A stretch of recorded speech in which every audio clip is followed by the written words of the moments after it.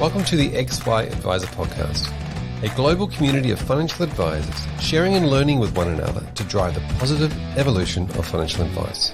To get involved, go to xyadvisor.com or simply download the XY Advisor app.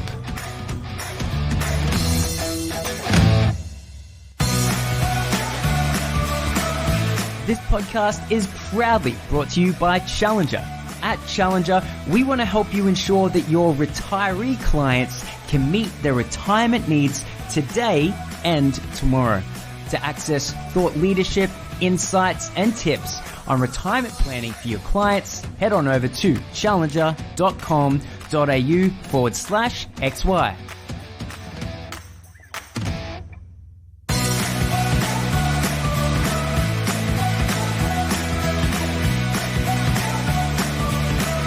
Welcome back to the XY Advisor Podcast. We are talking all things about the changing landscape of retirement, and I'm joined by a CFP, Self-Managed Super Fund Specialist and Aged Care Accredited Professional, Senior Financial Advisor and Confidant. I love the Confidant part. Welcome, Nicola Beswick. Thank you. Great to be here. Tell me about the Confidant part. How does that work in? I think it works by showing clients exactly what we do. If you look up the definition of confidant, it's about trust and people sharing trust and having complete faith in what we do, particularly in the financial planning space. As advisors, we're so hung up on our titles and we love like all the letters behind our names and all of those, showing that we're accredited and we know the technical side of things. But I think that ultimately it's about creating trust and relationships with clients. Yeah, it's amazing because you've got plenty of letters after your name and you've got plenty of titles and accreditations. And then to me, that what stood out from the human being point of view was that personalization part where you just say, yeah, actually I've got a nerd brain, but I'm also actually a human being and I've got empathy. Exactly. That's ultimately a big thing for us financial advisors is that empathy piece and putting ourselves in the client's shoes and saying, I get you. I hear what you're saying. I understand it. Ultimately, I feel that's what clients want more from us is for them to know what we're saying and what they're saying and that we get them. Yep, fantastic. Now, couldn't help notice there is an accent there coming through from my home land, actually, from New Zealand. Tell us about your story. How did you sort of end up in Australia? I ended up in Australia because I was offered a job in Melbourne through a law firm. So I've had a few career changes throughout my little life so far, and that went initially from intellectual property law, working in a company initially in Christchurch, and then coming over to Melbourne in the middle of the GFC of all times, but completely great decision.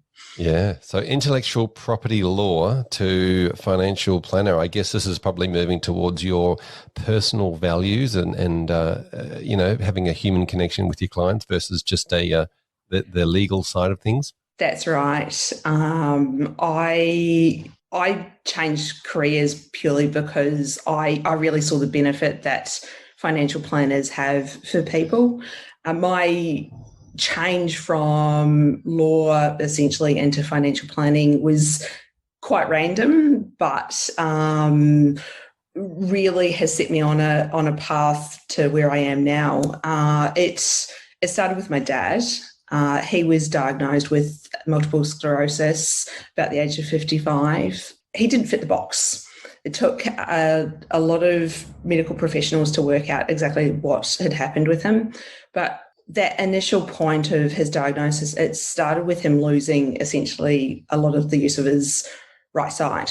So he lost his capacity to use his right arm, his leg. And when you think about most right-handed people, that can really have a huge impact on day-to-day life, including your working life. Dad was one of these really fortunate people to have income protection insurance.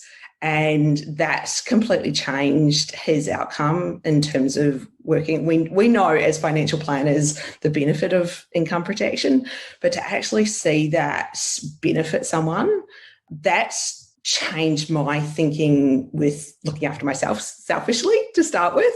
And then the more I learnt about finances, the more I just went, so many incredible things out there, that even little simple things that people just don't know. And I realised that you can, and no disrespect to lawyers here, but you can actually make a huge difference in the financial planning space. And I went, yep, full support of my partner, and I made the change, and it was just incredible. I don't regret it for 1 second. I absolutely love what I do. I love the people I work with, I work for, in terms of my clients. It's just such a rewarding profession. Yeah, absolutely. And tell me about your dad. Like, how old was he when he was diagnosed? He was 55. Yeah. And what possessed him to get income protection in the first place? Like, how was he convinced to pay for it? I think he was one of these people that had it part of his employment. And I think that he would have at the time seen the benefit of having that, because he was the primary income earner through our family. I'm one of three. I'm the oldest, so I could imagine at the time, and we're talking, he was one of these people that worked for telecom back in New Zealand. So you could imagine just being in that role and having that as part of your package. It would be one of those no-brainers, and carrying it on. Yeah, fantastic. So that shaped you as a human and said, okay, I want to follow this and I want to help people in that situation, or, you know, people in general. And the more you got into financial planning, you realized the more different ways that you can help people. And you very much look after people in that pre-retiree space and retirement and all the way through to aged care. Is this almost like you're helping people like your dad? It is. It is. It really is. Because every client I come across, that's exactly the way I look at it. I just see you're someone's mother, father, daughter. You've been, we've all got stories. We've all been, arrived at where we're at because of particular things, and I do. I really do. He's probably one of my next to my partner, Mark, one of my biggest advocates for what I do.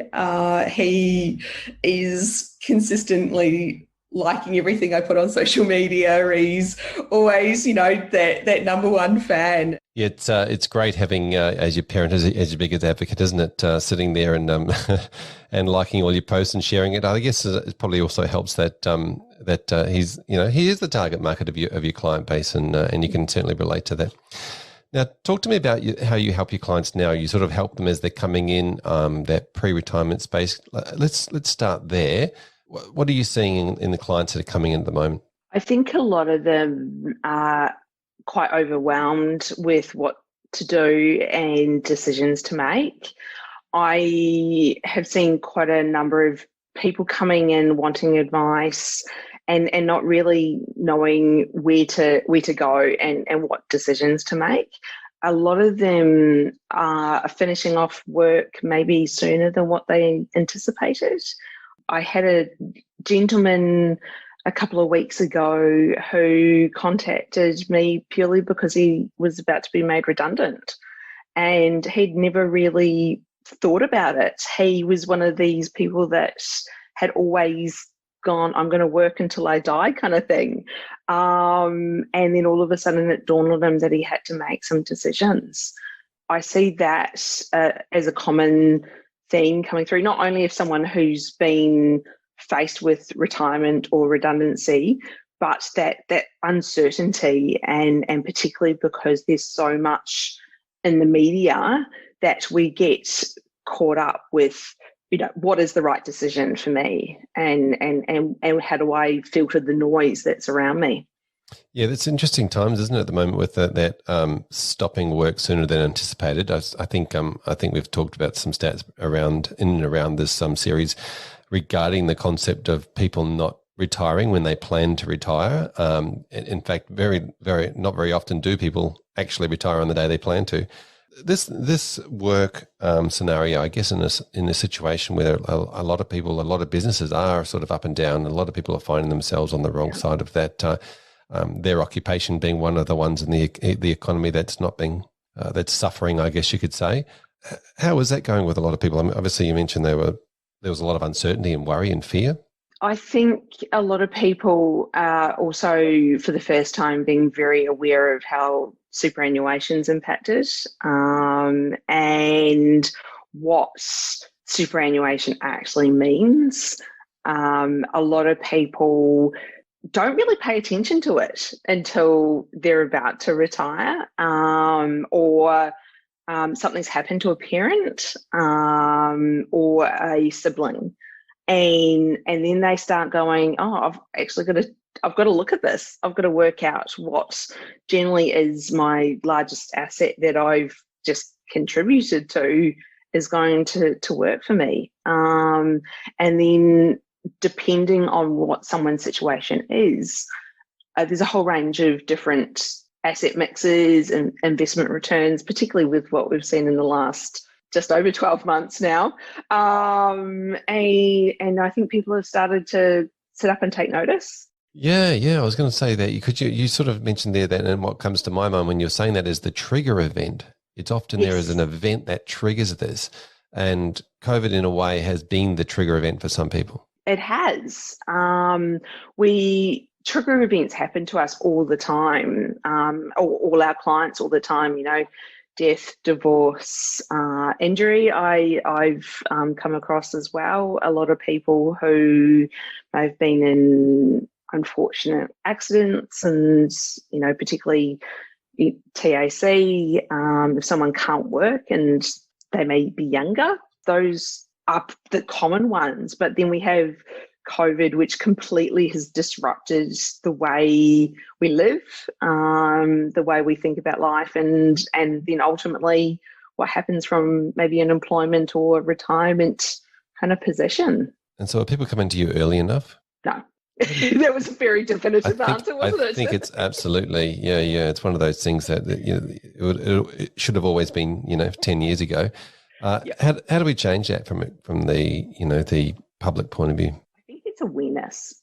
I think changing the time around when you start thinking about your future we get so caught up in life, families, what's happening with work. We don't really think about our future selves, and changing the mindset of, hey, I've got to really think about this when I'm 40, 50, in between that. I think it's more promoting small things that can be done really early on, not necessarily hey, go see a financial planner, but but here are the things that you need to kind of think about. And then when you're ready to take that leap of trusting someone to help you with your finances, then you can feel confident that you actually have got something from a education perspective behind you. There's so much information out there at the moment. It's really just distilling the key points of the quote around the best time to plant a tree is either now or 20 years ago, and it's that exact same thing, isn't it? Yeah. I think you're absolutely right. There is a lot of information, but a lot of it still comes out in technical form. We sort of use jargon so often that completely confuses the public into thinking, well, I don't really want to look stupid, so I'm not going to ask. Exactly. If we can almost distill the key things down into a layman's point of view where everybody can understand it. We're going to see more people being more active and proactive with looking after their future selves from that retirement perspective a lot earlier on. And that's going to have so many more benefits, not only for the individual, but families and then society in general, if I'm, thinking about that, because we're going to be so much more comfortable and be able to and ultimately enjoy our lives, which is what retirement's about. It's about actually enjoying the time that you spend working, but having that freedom. Yep. Now, I want to challenge all planners listening to this that they should be out there, talking. And you mentioned awareness. I think awareness is the greatest thing, and it's about consistently delivering a message to people that says you are better off getting advice earlier rather than later. So there's a challenge out there to everybody to start spreading that message, I guess. Now, speaking of spreading messages, you do a lot of work, and I guess probably coming from your background, it makes a lot of sense with the Pro Bono Network. Yeah, I do.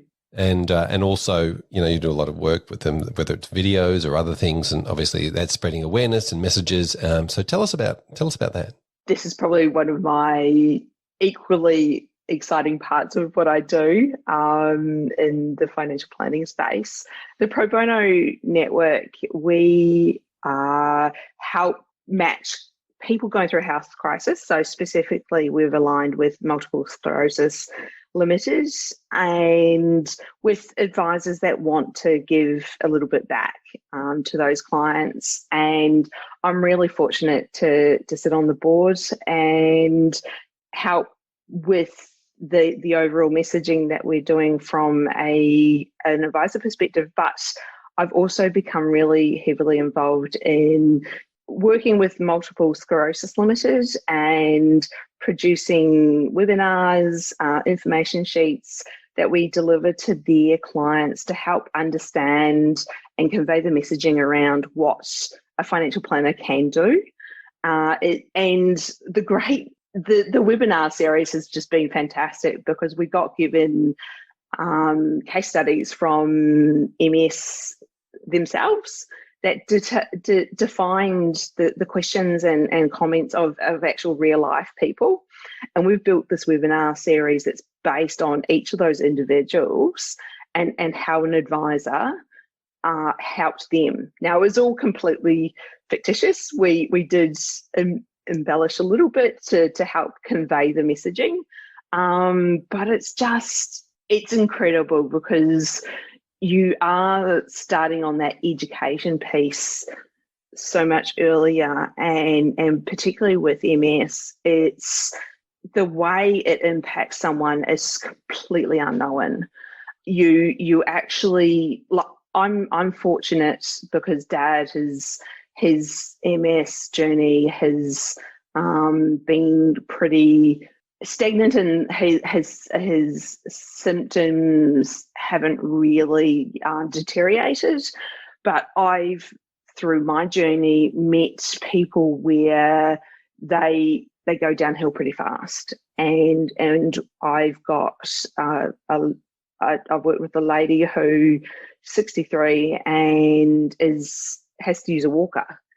And her son is the primary, not primary carer, but is always there. He's always helping her understand financial implications. And I think being able to convey what we can do from a financial planning sense not only helps the individual, but their families, their extended community, and so forth. And it's just, it brings that human element back to what we actually do as advisors and the way we can actually help people. Yeah, incredible. So tell me about these.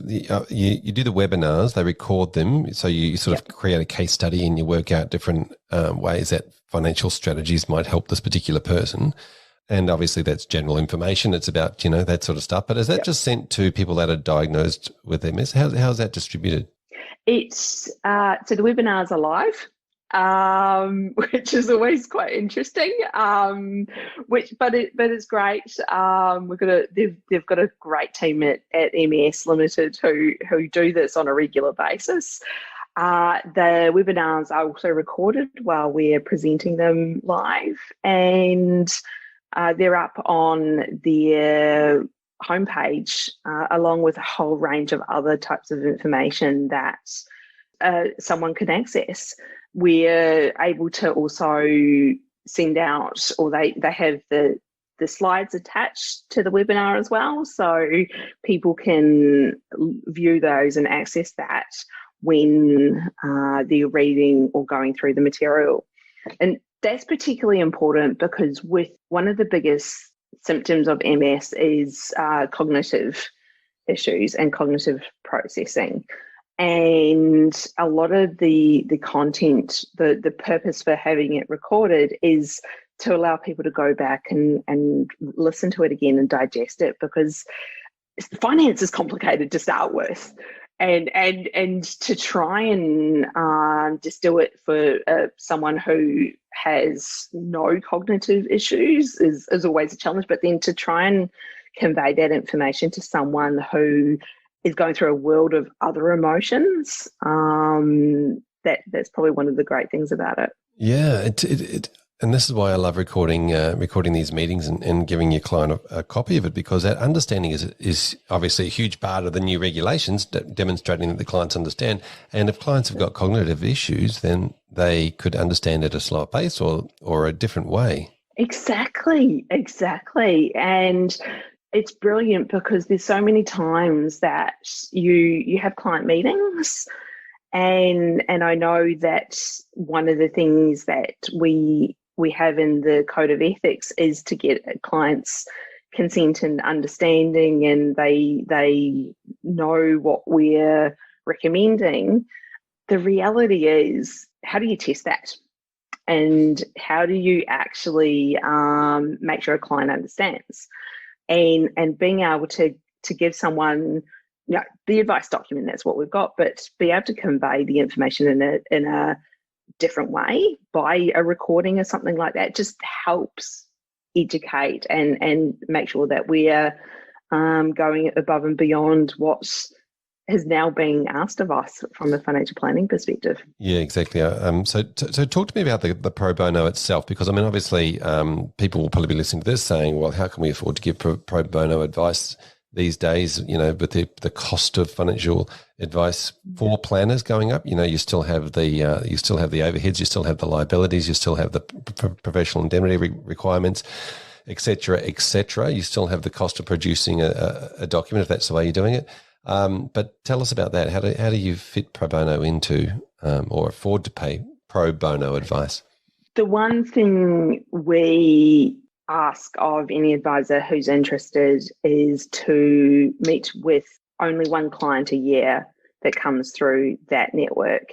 So the way that we process things is we've got a centre where requests come through from MS or people that have found out, and then the centre, they then contact advisors on the register who have expressed interest. The key thing is that a lot of clients that come through mostly will get through a one initial meeting where it's more that general advice side of things. So that isn't as onerous as doing an advice document, which obviously you need to do from a personal advice perspective. The way I have approached it personally is if someone needs personal advice, then I've done the advice document free of charge. But if there was an ongoing relationship that needed to happen, then I think we can't expect people to have pro bono work on an ongoing basis for something where there's an ongoing relationship. So I, and as part of the board that we've discussed this, is if it's an ongoing relationship then and the client can afford it, which is generally the case, clients can afford ongoing advice, then they just become clients and they fit into the natural fold of your business. Yeah. Okay. Yeah. Fair enough. And tell me, how do we highlight those planners and advisors that are doing pro bono advice, and even if it's one a year, like how do we put them on a pedestal within their profession to say these people have given back? I think it's people not being shy that they are actually out there and willing to help. I think there's nothing wrong with saying, I'm here to help. And I think it's a great thing, because I think the public want to know that we care. And by saying, hey, I'm here and I actually are willing to help people, then that's great. I think we should not be ashamed of it and actually embrace that side of things. Yeah, they're great words too, by the way. The public want to know that we care. Well done. I love it. So talk to us about, thank you for sharing that about the Pro Bono Network too, by the way. I think it's really important. I want to talk about the transition period from being a pre-retiree to being a retiree, and the time that takes, the change that goes on through somebody's life at that time. All the different things they've got to get their head around. Talk to us about that moment in somebody's life. There are so many things going on with them. All of a sudden, they have been used to getting up, going to work, seeing the same people, having money come through from employment, and then for whatever reason, they're looking at stopping or finishing up. And it's not just the financial aspect that people get to and become really anxious about that, because all of a sudden they've realised that I have this money that I need to make sure lasts for the rest of my life, but I also want to enjoy my life. I don't know how long I'm going to live for, because we don't know. And then I've got my kids that want to potentially, I want to help or would like to help, but don't know if I can afford. And it's almost like a grieving process in some ways. They're going from something that they knew for the last however long to a new way of life. And so a lot of people, when I'm talking to them for the first time, it's not the facts and figures. I think that's the important thing. It's about that emotional comfort and that emotional stability, that they want to make sure that you can understand what they're saying and what they're going through. And that's very hard to do when you're obviously not retired and you're obviously still, working and you look probably 20 years younger than them. How do you convey that? It's an interesting conundrum, isn't it? But I think if you can create a space where you're being open and honest and showing empathy and understanding, then that's where you're going to get a lot more of the comfort for what you're actually saying to someone to do, and proceed to that next stage of actually becoming a client and trusting what you're saying on an ongoing basis. Yeah, this is a really interesting way of looking at it, and I've never thought about this before. But the grieving process, you're grieving the loss of a career, or I don't want to say funeral for your career, but look, you are grieving that process, and that empathy and understanding through that process is exactly what is a really good way of sort of relating to it, or talking to people about the idea that there is a grieving process you go through. It's like any change that we have.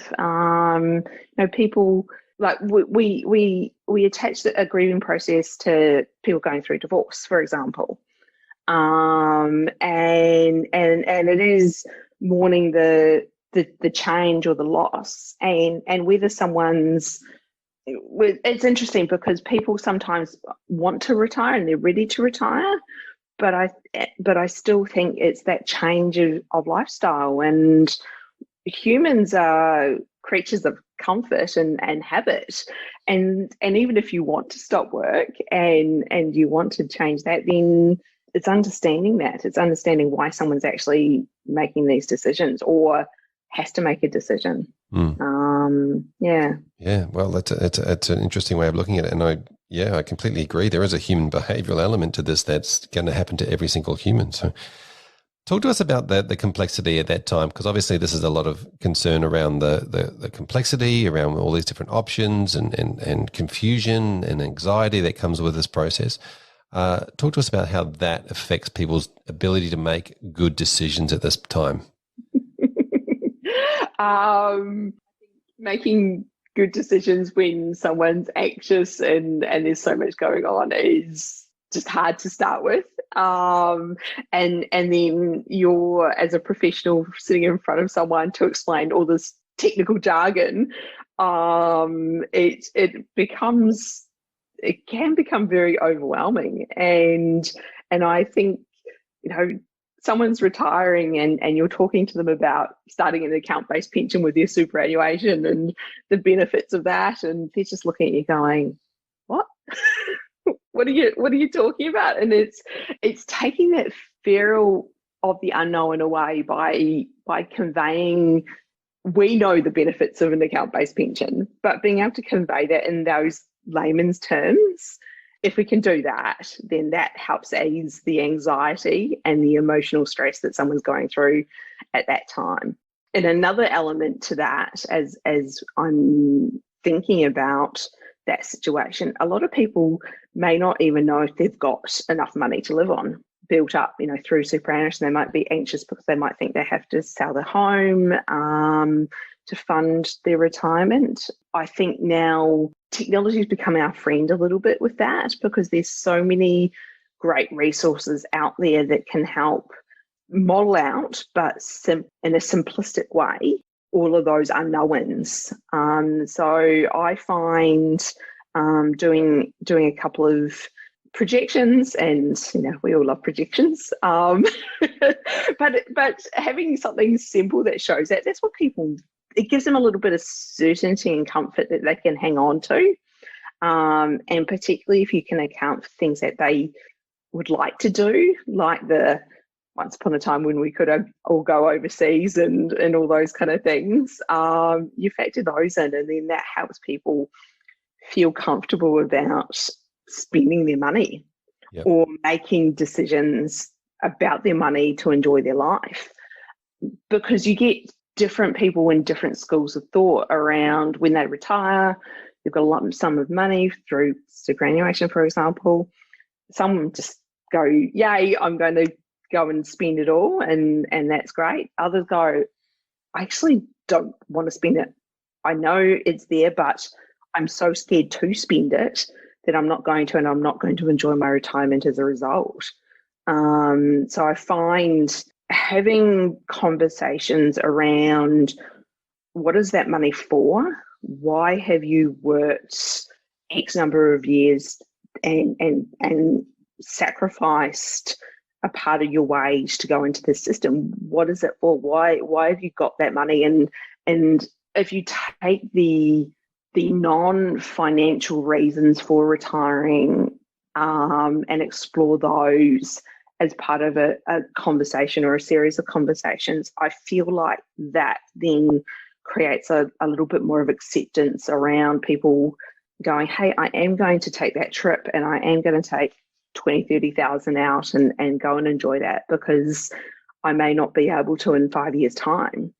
It's getting that balance of retirement. Yes, you do have to be aware that you've got this money, and it needs to work in a way that is appropriate for you, but you've also want to make sure you enjoy the rest of your life. And if you can, I love talking to people about that side of things. Is like, well, why do you have this money? What's important for you? What are the things that you would like to do in order to enjoy the time that we have left? Because we don't know what's going to happen. And I think COVID and what we saw through 2020 has showing that a little bit more for people. I think a lot of people have become very aware of what's important to them and what things that they do and maybe don't want to do.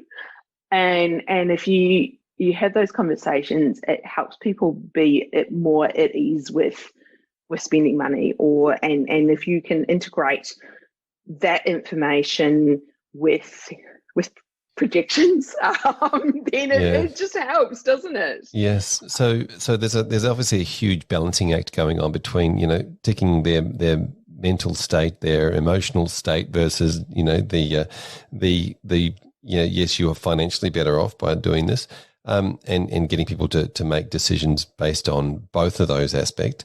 Talk to me about the technology piece again, because I mean, how are people that are in their retirement adapting to technology? Because there's obviously, the school of thought that says, they're in their retirement, we can't use technology with them. It's whole technology thing is actually really quite interesting because I think age is probably one of the biggest misconceptions around the use of technology. I know people that are probably younger than some that just go, you know what, I don't want a bar of it. I want to talk to you over the phone. I don't want to have a Zoom meeting. I don't want to have a Teams meeting. I just don't know how to use it. And we're talking people that are maybe in their 60s, where I've come across people that are a lot older than that who embrace it, love it. They're on it. They're happy to set up a Zoom meeting or whatever. And it's quite interesting because I think it all comes down to our mindset and our individual mindsets around the way that we perceive something that may be new and we don't understand. And it's just been fascinating, a fascinating experiment in somewhat, to observe the way that people have handled essentially working remotely, and what we have to do, whether it's clients or staff or anyone. We can't get back to New Zealand at the moment because of the bubble, no bubble thing, and we're constantly FaceTiming my partner's parents, and there'll be. I'm going to take a stab here. There'll be. You'll get it wrong, like every projection. Yeah. Yes, exactly. They'll be in their mid to late 70s, and like his mum's all over it. They love it. Yeah, they love it. Yeah, I think you're absolutely right. It's not an age thing. It's an attitude thing, and a willingness to make some sacrifice. I think it's also a willingness to take a risk in a way that you might look silly.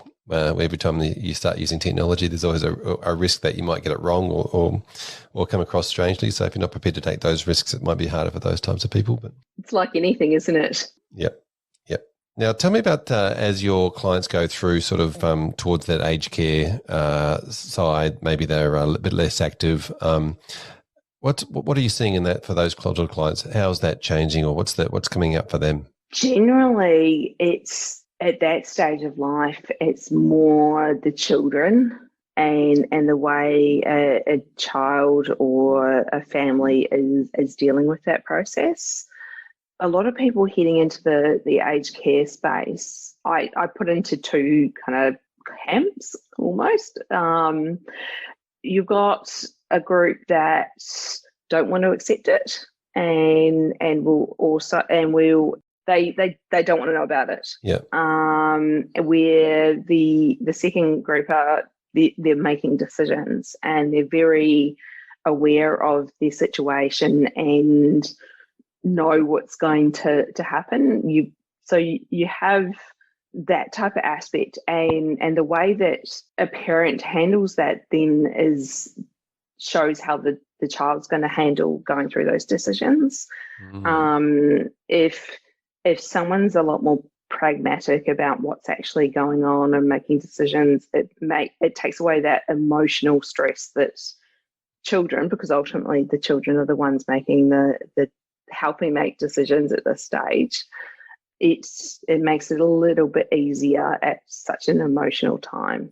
Yeah, that's really interesting. The intergenerational type, handing down of the attitude around it, because, when I think of my grandmother going into aged care, she was like she was planning it all, and it was her decisions, and she was making those choices, and she was going to go, and it was just she was the one that had everything organised, and so then that is just how I saw it happening as a younger human, and then that's probably shaped my attitude towards it.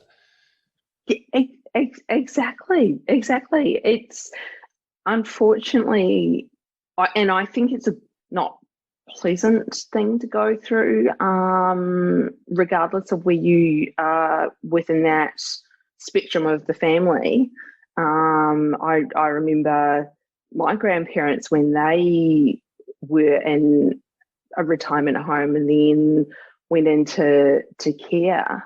It shapes your way that you think about it. And I remember with my grandfather, he was actually in a motor vehicle accident, and my nana had to go into care because he was the primary carer of her, and then she had to, and that was actually a really horrible thing. From a 10, I would have been maybe 15 at the time. Where I look at my other grandparent, and she's in her early 90s, and she's still living at home. And it's such a different kind of way of looking at it. And yeah, do you see that the tension you mentioned earlier around the idea of the kids of somebody going into aged care?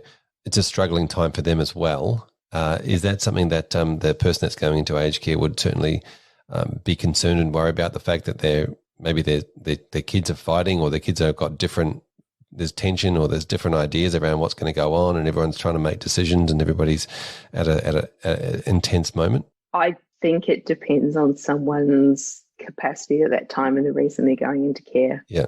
I've seen situations where it's husband and wife, and the husband's very aware of what's going on and the reasons why they need to go into care, where the wife, because of the natural progression from a mental side of things gone, maybe not as aware. I think if you're more open with, if a family as a collective is more open with what's going on from a care perspective and what someone wants, I think that emotional stress that's placed on the children is far less than compared to someone who doesn't talk about it. And I know it's one of these things that it's trying to talk about that is a lot harder than talking about retirement, because of naturally what it is and why.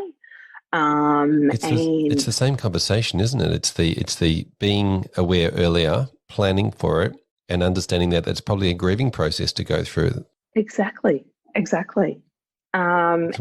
almost like the second retirement.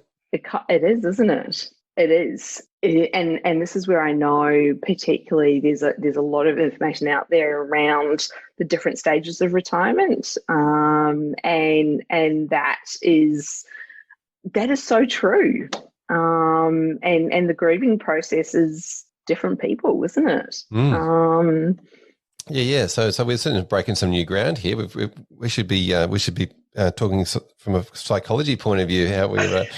But look, thank you for coming on and chatting us today about the changing landscape of retirement. There's certainly so many different aspects to it. Tell us about you and your practice and your business. What sort of things are you hoping to do over the next sort of little while, and what are you sort of going to be focusing on in the future? One of the biggest things that we're looking at doing is really embracing the conversations that families need to have, particularly around as you lead into retirement. It's about looking after yourselves, but also your children, and we're going to see as a whole this intergenerational wealth transfer. And I think that that's one big thing that we're certainly talking about within our practice. But then I think that's one thing that I think all businesses out there are aware of. A lot of our clients are getting older, and it's about, how do you not only talk to clients about what they want to do, but then make sure that their children are on the same page as well. And then, not only so that's quite a big topic in itself. That's a really big topic. I'm fascinated with the concept of intergenerational wealth transfers that happen, and then the corresponding investment profile of the money that transfers, like as in somebody that might have earned that money the hard way and really worked hard and saved their pennies and hates the idea of loss, handing that money on to a child who then goes and puts it on Bitcoin or something like that. It's like, how does that, it comes back down to, the money itself and does the money itself have a investment profile versus the human? So yeah, certainly interesting topics. We can get into that one. I was going to say the whole profiling psychology piece is just huge in itself, isn't it? Yes. Yeah, absolutely. Thank you so much for coming and chatting to us today and coming on and joining us in the series. Really appreciate your help. If somebody wants to continue the conversation, what's the best way they can get hold of you? Reach out to me on LinkedIn. There's a whole range of contact details there, email, phone, or a message through the platform itself. So please do reach out. Love talking about all of this. Great. Fantastic. Thank you so much. And if people want to get involved in the Pro Bono Network, how would they find that? The AFA have a designated webpage that talks about the group and has a form that if you wish to become an advisor on our registered list, more than happy to connect through that way, or again, connect with me directly and I can put you in touch with the right people who manage that side of the process. Wonderful. Thank you so much. Really appreciate it. Thanks, Nicola. Well, there you have it. Another episode of the XY Advisor podcast. I'm Fraser Jack and I'm joined by Emily Blanche. Welcome. Hey, Fraser. Thank you. Now we're off to our best part of the week where we do a bit of a shout out. And who have we got today? Yes. So a dual shout out today for XY Advisors Elaine Huang and Nathan Bradley. So both have shared this week with referral opportunities for other advisors in XY. So they've both met with different prospects, really understood what they're looking for. These particular clients don't necessarily fit their demographic or their clientele. So they've gone out to the community to say, hey, who can look after these guys? Who can I introduce them to, which is amazing. So, making sure that clients are getting the right help that they need from the best people, and also allowing for referral opportunities for advisors in the community as well. So awesome to see such collaboration amongst XYs. So well done, guys.